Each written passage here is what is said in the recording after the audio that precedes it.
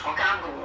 咁變咗咧，有啲人就好猖狂，甚至有啲人喺公共嘅地方、公園啊，甚至係學校嘅附近啊、圖書館嘅附近啊等等嘅地方都會見到針筒啦，甚至會見到好多嘅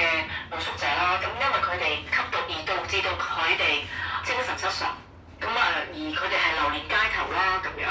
自從我哋2018年咧，我哋杜魯多政府咧，亦都將呢個大麻合法化之後咧，亦都喺某幾個城市裏邊咧，嗰啲所謂嘅大麻商店咧，係開到成行成市嘅，即係等於好似我哋香港嘅71啊便利店一樣嘅，總有一間咧就喺你附近。咁其實咧呢件事咧已經越嚟越嚴重，初初就係大麻嘅合法化，跟住咧到咧就演變到去呢個鴉片類嘅毒品嘅合法化。咁作為一個市民同埋一個母親啦、居民啦，用咗咁多時間喺度生活，其實一直都覺得加拿大係一個唔係一個好 aggressive 嘅地方，佢唔係一個好叻嘅一個地方，唔似美國個 GDP 咁高，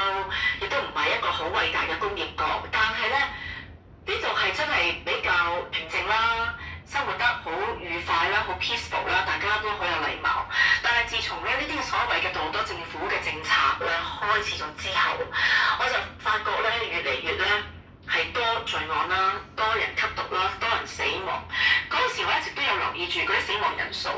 最遺憾嘅係咧，當年我哋嘅有個疫症啦 ，COVID-19 啦，咁個死亡人數梗係高啦。但係咧，其實我去另外一邊睇，咦？